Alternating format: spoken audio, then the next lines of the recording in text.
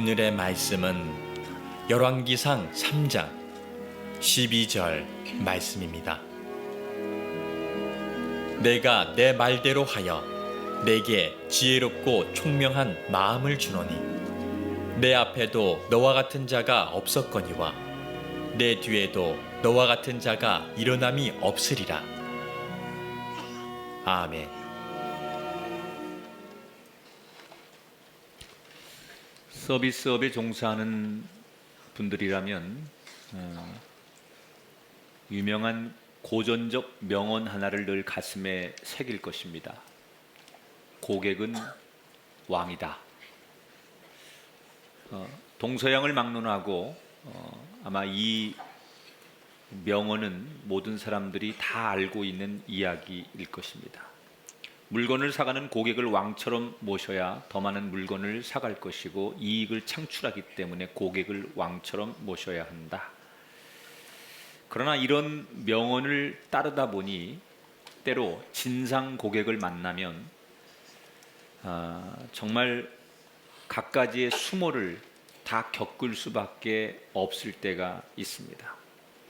그래서 이런 현상을 일찍이 겪었던 미국에서는 고객은 왕이다 라고 모든 사람들이 주장할 때 반대되는 주장을 하는 회사가 있었습니다.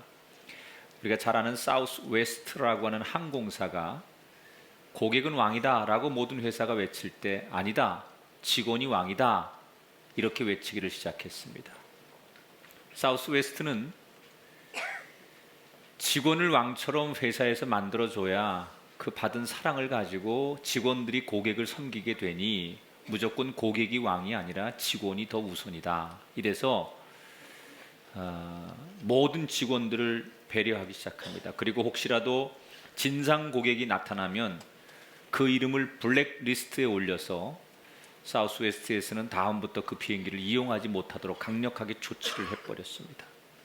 그렇게 직원 먼저 챙기는 이 사우스웨스트는 이렇게 사업을 하다 보니 경제적 위기가 와서 모든 항공사가 문을 닫고 어려움을 당할 때 사우스웨스트만큼은 직원들이 똘똘 뭉쳐서 고통을 분담하고 그리고 회사를 생각하는 마음에 결국은 유일하게 흑자로 생존하는 항공사로 자리를 잡았습니다.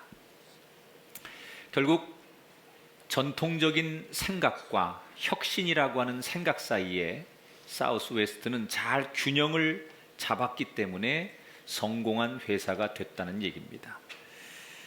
인생도 한 가지만 옳다라고 말하기는 참 어렵습니다. 음식을 먹을 때 이 음식이 좋다고 한 가지만 먹으면 문제가 생기는 것처럼 인생도 음식도 모든 것들이 균형을 잡아야 됩니다. 이것을 우리는 중용이라고 말합니다. 그런데 이 균형과 중용의 단점이 있습니다. 잘하면 장점이 되지만 균형을 잡아라, 중용을 지켜라 라는 말을 잘못 이해하고 잘못 활용하게 되면 이도 저도 아닌 것이 됩니다. 어중간하게 이것도 아니고 저것도 아닌 것이 되어서 오히려 실망스러운 결과를 만들 때가 많습니다. 오늘 그리스도인은 믿음이라고 하는 공동체 속에서 살아야 하고 또 우리가 살아가는 일터와 가정이라는 것이 세상의 한복판에 있기 때문에 세상도 살아야 되고 그래서 이 두 가지의 큰 축에서부터 균형, 얼마나 잘 중용하고 균형을 잡느냐가 대단히 중요합니다.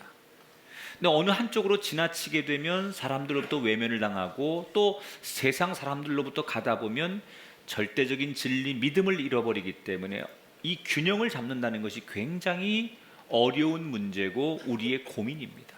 신앙생활도 잘하고 싶고 세상에 나가서도 잘 살고 싶은 우리의 이 두 가지 마음을 어떻게 균형을 잡을 것이냐. 오늘 솔로몬의 이야기를 통해서 지혜를 얻어봤으면 좋겠습니다. 자, 이제 솔로몬의 시대가 되었습니다. 솔로몬은 한마디로 복받은 사람입니다. 아버지 잘 만난 사람입니다. 아버지 다윗이 솔로몬에게 엄청난 재산을 마련해 놓고 죽었습니다. 성전 건축을 할 때 돈이 모자랄까 봐 모든 재정을 다 완벽하게 준비해 놓고 아버지가 죽었어요. 아버지 다윗이 원래 성전 건축을 하고 싶었지만 하나님께서 허락하지 않았기 때문에 준비만 해놓고 그 모든 막대한 예산을 아들에게 넘겨주고 죽습니다. 그래서 아들은 왕이 되자마자 경제적 문제로 고민할 필요가 없게 되었습니다. 그뿐이 아닙니다. 왕이 되자마자 그 어느 때보다도 권력이 안정되었습니다. 자신에게 위협이 될 뻔했던 형제 아도니아를 제거하고 군사력을 장악했던 요압도 잘 정리합니다. 그래서 그 누구도 넘볼 수 없는 왕권을 안정되게 솔로몬은 구축합니다. 아버지 다윗이 아주 어렵게 고생하며 왕자에 오른 데 비하면 솔로몬은 너무나도 쉽게 왕이 되고 평탄하게 왕의 삶을 살아가게 됩니다. 부족할 것 하나 없는 황태자 중에 황태자지요. 이런 아들이 너무 쉽게 왕이 되고 너무 쉽게 왕으로 살아가는 것이 혹시라도 아들에게 불리한 조건이 될까봐 아버지는 죽으면서 솔로몬에게 네가 이런 좋은 조건 때문에 하나님을 잊을까 걱정이 된다. 그래서 강력한 유언을 하나 남기죠. 열왕기상 2장 3절에 아버지가 그 아들을 걱정하며 남긴 유언이 이겁니다. 내 하나님 여호와의 명령을 지켜 그 길로 행하여 그 법률과 계명과 율례와 증거를 모세의 율법에 기록된 대로 지키라. 그리하면 내가 무엇을 하든지 어디로 가든지 형통할지니라. 아들은 아버지가 남겨준 유언을 지키려고 애를 씁니다. 그 지키려고 애를 썼던 모습 중에 하나가 뭐냐? 바로 일천번제를 드리는 거예요. 하나님을 떠나지 않으려고 몸부림을 치는 거지. 자, 너무나 유명한 솔로몬의 일천번제.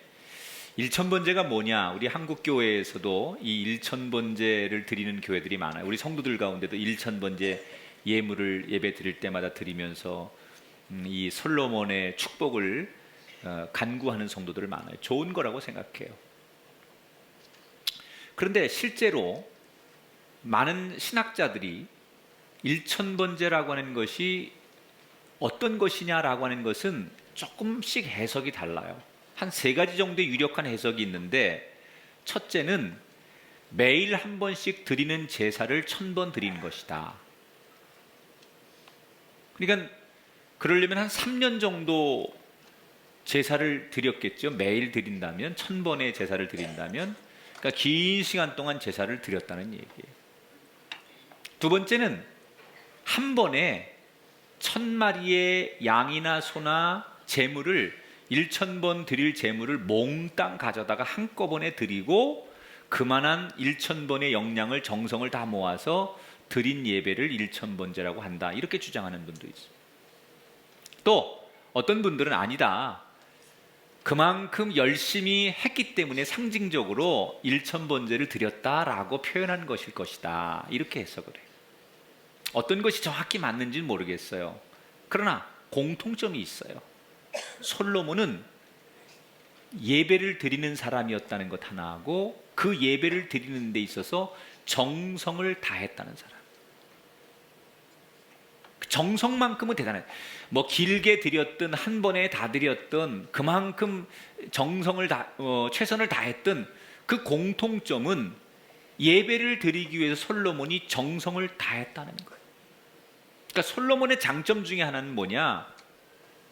예배하는 사람이었다.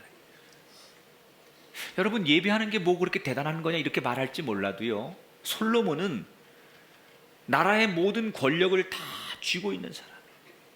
그 권력이 불안한 권력이 아니에요. 고난이 있지 않아요. 지금 안정적인 권력이에요. 자기에게 도전해 오는 사람들을 다 처형하고 뿌리부터 든든합니다. 그런데 아무것도 남부를 것 없는 솔로몬이 하나님 앞에 예배를 드린다는 얘기는 뭐예요? 나는 권력에 도취되거나 권력에 의지하지 않고 하나님을 의지하겠습니다. 그러니까 자기의 근본은 하나님이라는 거예요. 이 마음을 하나님 앞에 드리는 거죠. 그러니까 하나님께서 아마도 솔로몬의 그 마음을 1000번제를 받으면서 받으셨던 것 같아요. 여러분, 은행에 가면 큰 금고가 있습니다. 그 금고를 여는 건 작은 열쇠예요. 어떤 사람의 통장에 수십억, 수백억의 돈이 있습니다. 그 돈을 계좌에서 빠져나오게 하고 다른 데로 돈을 옮기게 하는 것은 몇 글자의 비밀번호만 있으면 그 돈을 옮길 수 있어요. 수십억도 수백억도 그 비밀번호가 있고 조그만 키가 있으면 거대한 금고의 문이 열리는 것처럼 이 땅에 사는 우리가 위대하신 하나님을 움직이게 하는 방법이 있어요. 우리가 예배자가 될 때, 예배를 통하여 하나님을 만날 때 하나님은 이 땅에 우리를 향하여 움직여지시는 분이라는 것을 여러분 꼭 기억하시기 바랍니다. 솔로몬이 예배를 통하여 하나님을 만나게 되는 거예요. 예배를 통하여 하나님을 움직이는 거예요. 나는 여러분들이 예배를 통하여 인생의 문이 열리고 가정의 문이 열리고 답답했던 여러분의 생의 문이 열리셔서 하나님을 움직이는 예배자가 되시기를 주님의 이름으로 축원합니다. 이렇게 솔로몬은 한쪽에서는 하나님 앞에 예배하기를 좋아하고 하나님을 의지하려고 몸부림을 쳤던 사람이에요. 그러나 인간은 아무리 완벽한 것 같아도 가장 가까운 곳에 죄의 유혹이 있다는 것을 늘 기억해야 돼요. 솔로몬이 그렇게 하나님을 의지하려고 했지만 가장 가까운 곳에 이게 죄인지 모르는 죄가 솔로몬의 발목을 잡고 있었어요. 여러분, 우리가 의외로 죄는 멀리 있다고 생각하는데 그렇지 않아요. 은혜가 있는 곳에 죄가 있고요, 거룩함이 있는 곳에 죄가 있는 거예요. 외국 학자 중에 한국 문화를 연구하면서 아주 냉철하게 비판하는 사람 가운데 하나가 우리가 잘 아는 말콤 글래드웰이라고 하는 유명한 작가예요.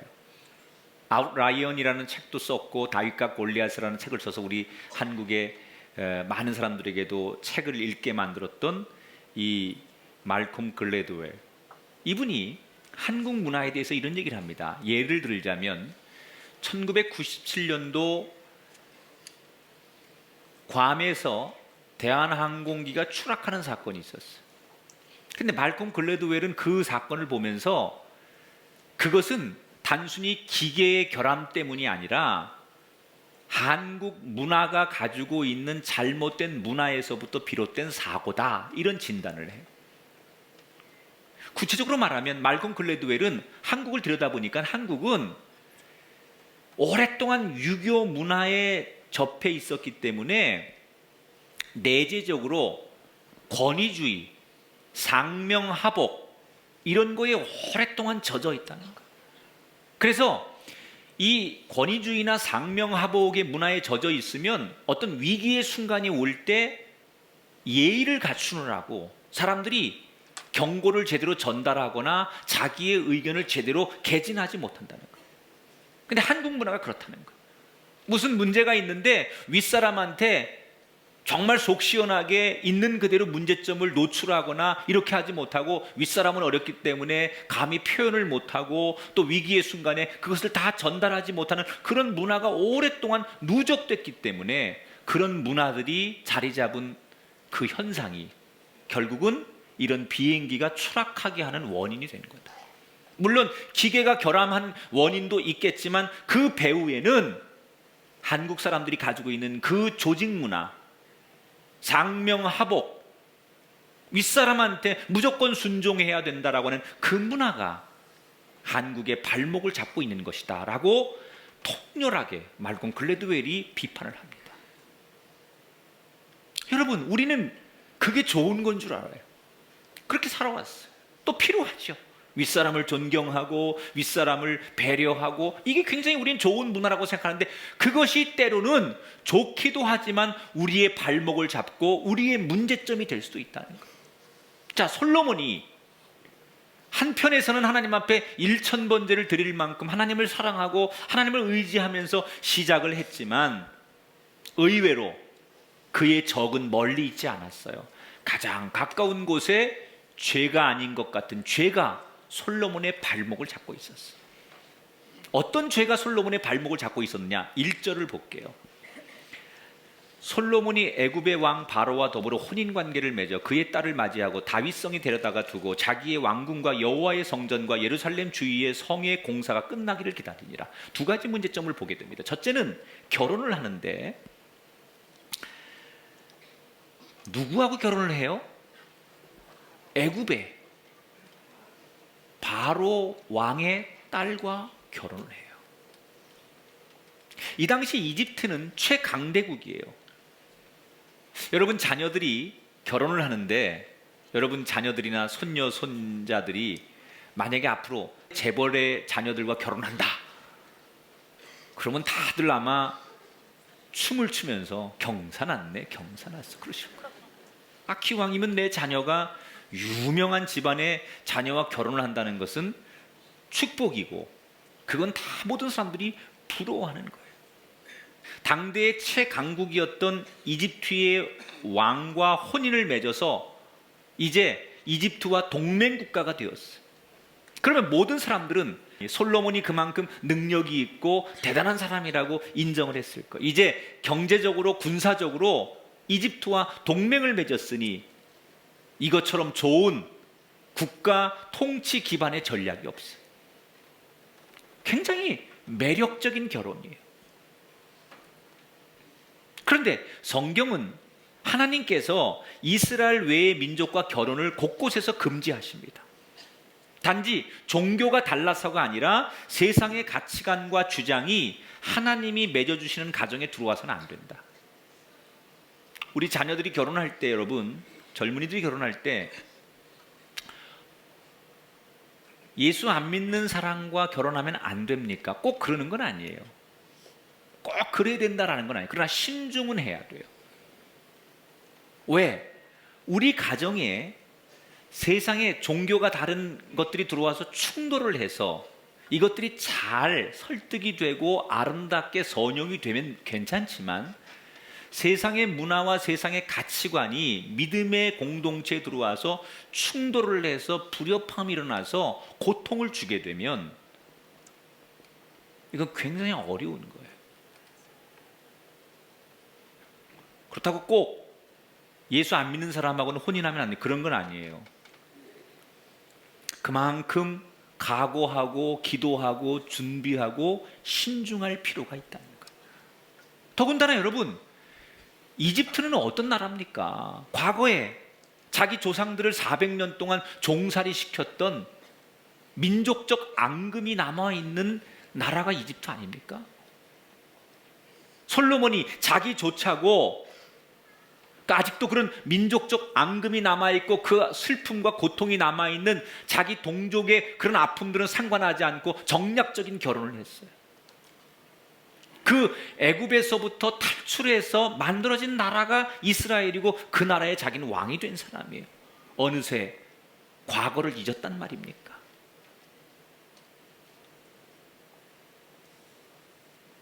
나중에 지금은 모르지만 나중에 이게 이제 열왕기 상을 쭉 읽어 나가다 보면 솔로몬이 타락하는 원인이 돼요. 이방 여자가 결혼을 하고 이방 것이 들어오기 시작하면서 조금씩 댐이 요만큼씩 물이 쏟아져 나와서 붕괴되듯이 나중에 이것이 솔로몬과 이스라엘 왕국이 분열되는 계기를 마련하는 거예요. 작은 그 죄가 아닌 것 같은 죄가 결국은 붕괴를 만들어내요. 두 번째, 솔로몬이 오늘 성경에서 1절에 보면 이런 말이 있어요. 자기의 왕궁과 여호와의 성전과 예루살렘 주위의 성의 공사가 끝나기를 기다리니라. 건축을 해요. 솔로몬이 1000번제를 드리기 전부터 건축을 합니다. 그런데 건축을 언급하면서 그 순서의 프로젝트를 어떻게 소개하느냐, 자기의 왕궁과 제일 먼저 뭘 져요? 자기의 왕궁부터 져요. 물론 성전도 짓습니다. 그런데 뭐가 먼저예요? 내 궁전이 먼저예요. 동시에 하나님 것도 자기가 최선을 다해서 지어드리긴 하지만 솔로몬의 마음이 정녕 어디에 있는지를 이 성경 구절을 보면 알 수 있는 거예요. 하나님의 성전이 먼저가 아니라 내 궁전, 이것이 먼저고 그 다음이 하나님의 성전이라고 하는 그의 마음가짐이 이 성경에서 고스란히 드러나고 있어.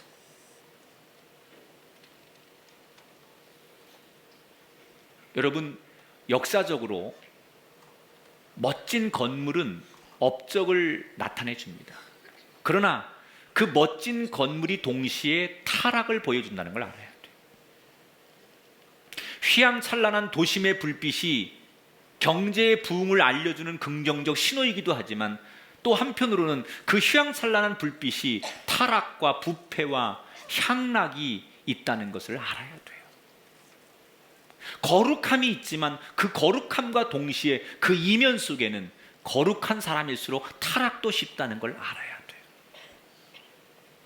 한편에서는 1000번제를 드릴 만큼 하나님을 사랑하는 사람이 솔로몬이었어요. 그러나 또 한편에서는 동시에 자기의 욕망과 자기의 욕심을 채우기에 급급했던, 양쪽에서 이 균형을 잡는데 어려움을 겪었던 사람이 솔로몬이었다는 거예요. 여러분, 나는 믿음이 좋으니까 괜찮아? 아닙니다. 나는 남은 생에 교회만 열심히 다닐 거니까 괜찮아? 아닙니다. 항상 우리가 기억해야 될 것은 좋은 믿음과 동시에 위험성이 늘 있다는 것. 좋은 믿음을 가지면 위험이 도사리고 위험이라는 것이 항상 동거하고 있다는 것을 늘 잊으면 안 돼요. 우리가 하나님을 사랑하면서도 돈을 사랑할 수 있어요.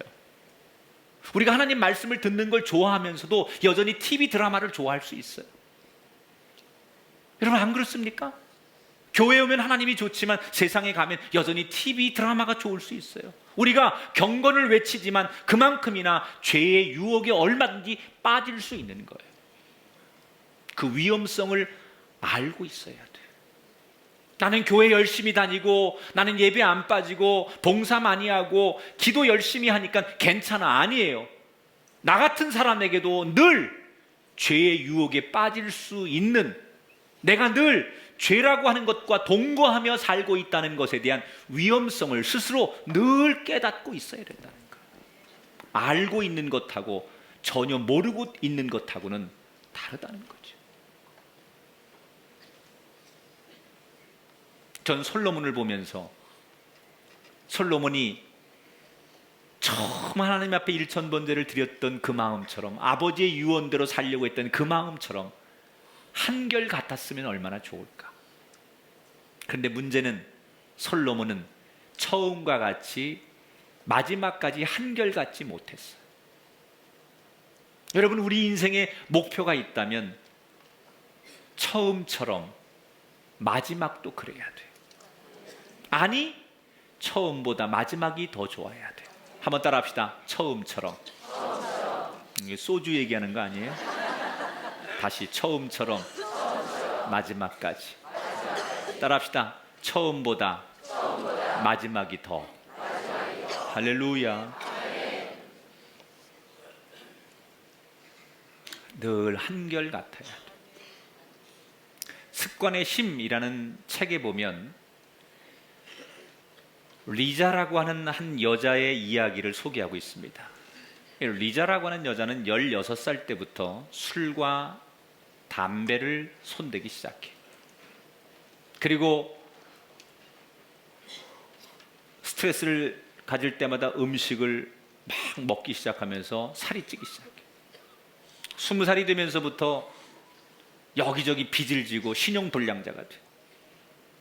직장을 어렵게 들어가지만 1년 넘게 다니는 직장이 없이 쫓겨나거나 스스로 직장을 그만두고 뭘 지속적으로 못하는 여자예요. 다행히도 한 남자를 만나 결혼을 하지만 얼마 가지 않아 그 남편은 너랑 못 살겠다고, 다른 여자랑 살겠다고 이 리자를 버리고 집을 나가게 돼요. 누가 봐도 이 리자는 불행한 여자예요. 버림받은 여자예요. 실패한 여자예요. 가망이 없는 여자예요. 그런데 이런 볼품없고 외모부터 내면과 모든 주변의 평가가 형편없던, 매력없던 인생을 살던 리자가 몇 년 뒤에 완전히 달라지기 시작합니다. 뚱뚱했던 몸이 사라지고 멈추었던 공부를 다시 시작하고 직장에 들어가서 열심히 직장 생활을 합니다. 왜 리자는 이렇게 달라진 걸까? 이 책에서 그가 새로운 습관을 배우게 되면서부터 그의 인생이 달라졌다라고 소개를 해요. 어느 날 리자가 책을 보다가 한 가지 꿈이 생기게 돼요. 어떤 사람이 한 탐험가가 사하라 사막을 횡단했다는 이야기를 듣고 나도 그 사막을 횡단하는 주인공이 되고 싶다라는 막연한 꿈을 꾸게 돼요. 그리고 그 사하라 횡단을 내가 종단하기 위해서 몸을 만들어야겠구나. 그래서 마라톤을 시작해. 그리고 자기가 좋아하던 술, 담배를 운동을 하니까 끊게 되고 먹는 것을 절제하다 보니 살이 빠지면서 아름다운 외모를 갖기 시작했어요. 자신감이 생기는 거예요. 나도 하면 할 수 있다는 것을 처음 느끼게 돼요. 그러면서 그녀는 한 가지 한 가지 도전을 해나가는 거예요. 이 리자의 삶을 연구한 학자들이 특별히 리자의 두뇌 활동을 연구한 결론을 이렇게 내립니다. 이미 사람의 머리에 자리 잡은 두뇌 활동 그 명령은 없어지지 않는다는 거예요. 예를 들어서 담배를 피우자, 뭐 밤에 야식을 먹자, 이렇게 그냥 놀고 먹자, 이런 그 뇌에 각인된 생각이 없어지는 게 아니라는 거예요. 다만 리자가 가지고 있는 그 과거의 두뇌에 새로운 습관을 덧입혔기 때문에 그것을 없앤 게 아니라 더 거룩한 습관, 더 힘있는 좋은 습관을 그의 두뇌에 덧입혔기 때문에 새로운 습관이 덧입혀주는 순간 그의 인생이 새로워졌다는 거예요. 여러분, 나쁜 습관이나 행동을 없는 것도 중요하지만 그것보다 날마다 우리에게 더 좋은 습관을 덮어 씌우는 것이 더 중요하다는 거예요. 신앙생활하다 보면 의심이 생겨요. 신앙생활하다 보면 불신이 생겨요. 연약해져요. 그때 여러분, 불신아 물러갈지어다, 의심아 물러갈지어다, 이게 되는 게 아니라는 거죠. 불신이 내 안에 있어요. 의심이 내 안에 있어요. 그럴 때 더 좋은 말씀으로, 믿음으로 그 불신 위에 덧입히고 그 의심 위에 덧입혀질 때 내가 불신과 의심에게 지지 않는 사람이 된다는 거예요. 없애려고 하는 것이 아니라 더 좋은 습관, 더 좋은 에너지를 그 위에 덧입힐 때 사람이 그 힘으로 발전해 간다는 거예요. 솔로몬에게 날마다 더 좋은 신앙의 행동이 그의 인생을 덧입혔다면 좋았을 텐데, 1000번제를 드릴 만큼 하나님을 사랑했지만 또 한편으로는 세상 여자와 결혼해서 결혼 생활도 즐기고 싶고 자기의 위엄을 드러내고 자기 궁궐을 세상에 드러내고 싶은 욕심 때문에 하나님보다 그것을 쫓아갔던 그 솔로몬, 이게 인간의 연약함이에요. 하나님을 죽도록 사랑하고 싶지만 또 한편으로 죄의 유혹 앞에 무너지는 게 우리의 삶이에요. 그럼 어떻게 해야 되느냐? 날마다 거룩한 말씀과 하나님 앞에 거룩한 교제를 통하여 내 불신과 불순종의 믿음을 덧입히는 순간, 부족했지만 연약했지만 나를 이겨나갈 수 있다는 거예요. 우리가 일주일 동안 세상에 나가서 많이 연약해지고 세상에 혼돈스럽고 세상 앞에 우리가 물들고 죄악에 노출되고 또 때로는 죄를 짓고 성전에 돌아옵니다. 그런데 우리가 이 거룩한 주의를 통하여 하나님의 말씀을 다시 우리의 삶에 덧입히고 이 거룩한 은혜와 하나님 주시는 이 감동을 우리의 삶에 다시 덧입혔을 때 우리는 과거의 악습을 가운데 놓고 또 새로운 힘으로 한 주간을 살아갈 수 있다는 거예요. 그래서 우리가 드리는 이 예배가 중요하고 날마다 우리가 하나님과 말씀을 나누고 기도하는 이 습관이 그리스도인에겐 너무나 중요하다는 거예요. 여러분에게 정말 버려야 할 것들 또는 놓아야 할 것들 위에 더 좋은 것들이 덧입혀주는 아름다운 축복과 여정이 있기를 주 이름으로 축원합니다.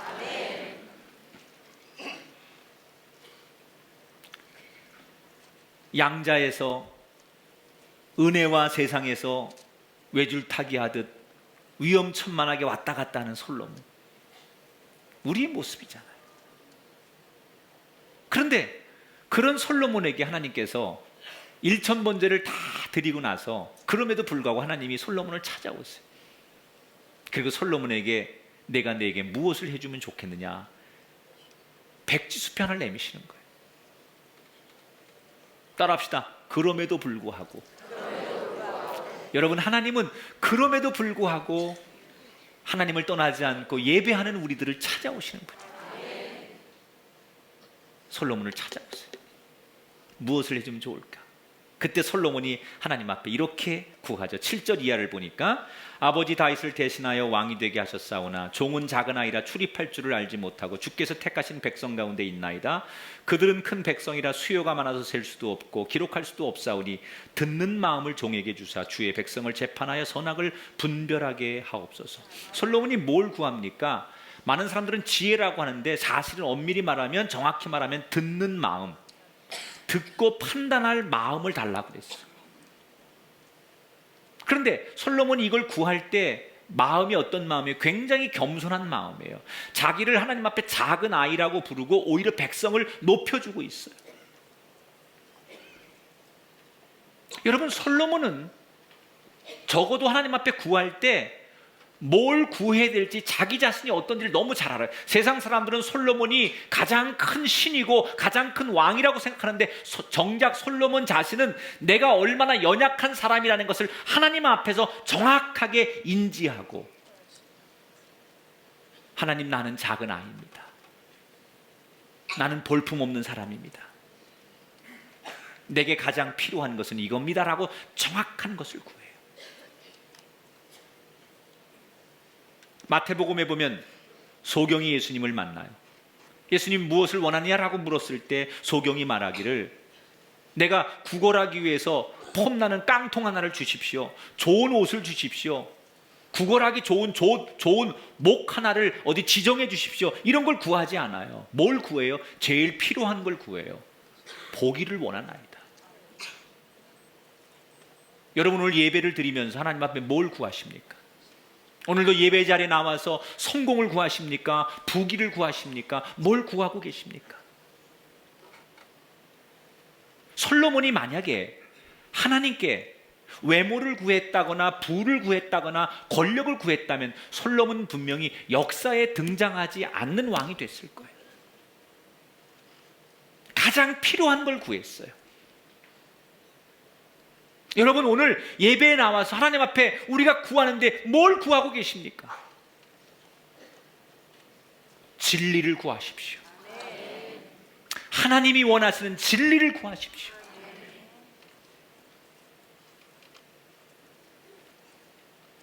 솔로몬은 듣는 마음을 달라고 겸손히 구했을 때 하나님께서 뭐라고 대답하십니까?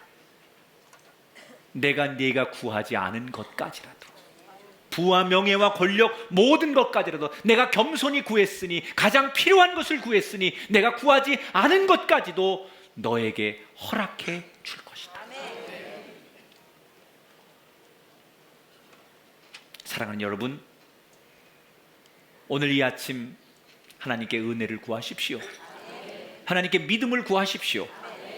하나님께 진리를 구하십시오. 하나님이 그것을 받으시는 순간 여러분이 구하지 않은 것까지라도 여러분의 삶에 부어주시는 은혜가 있을 줄 믿습니다. 오늘 말씀을 접하면서 솔로몬이 이렇게 왔다 갔다 하는 연약한 모습, 한편으로는 굉장히 좋은 신앙, 1000번제를 드릴 만큼 위대한 신앙이지만 또 한편에서는 작은 죄도 아닌 것 같은 죄 앞에 무너지는 이 모습이 오늘 저의 모습이고 우리의 모습이라는 사실을 깨달으면서 이 죄 같지 않은 죄에 넘어지지 않기 위해서 우리가 가져야 될 에너지는 날마다 예배하고 날마다 거룩한 은혜를 우리의 삶에 덧입히는 방법밖에 없다는 거예요. 오늘 무너지면, 오늘 내 마음에 의심이 들어오고 내 마음에 세상 생각이 들어오거든 다시 하나님의 말씀을 덧입히시고 하나님의 은혜를 덧입히시고 하나님이 주는 거룩한 힘을 덧입히셔서 또 이겨나가시고 이겨나가는 위험한 삶의 주인공이 아니라 평안과 승리의 삶의 주인공이 되기를 주의 이름으로 축원합니다. 두 가지 길에 서 있는 솔로몬, 신앙의 길도 가야 하고 또 다른 하나는 자기의 인생도 살고 싶은 욕심도 있고, 오늘 말씀을 통하여 우리에게 주신 하나님의 음성은 한결같으라는 거예요. 지금 신앙이 좋다고, 지금 내가 믿음이 좋다고, 지금 내가 하나님 앞에 잘하고 있다고 그것이 잘하는 것이 아니라 한결같아야 한다는 거예요. 이번 한 주간 이 말씀을 묵상하시면서 아침에 가졌던 그 마음이 저녁까지, 이 거룩한 주일 가졌던 이 감동이 다음 주일까지, 지금 가졌던 이 은혜가 죽는 날까지 한결같이 날마다 우리의 삶을 이끌어가는 원동력이 되기를 성부와 성자와 성령의 이름으로 축원합니다.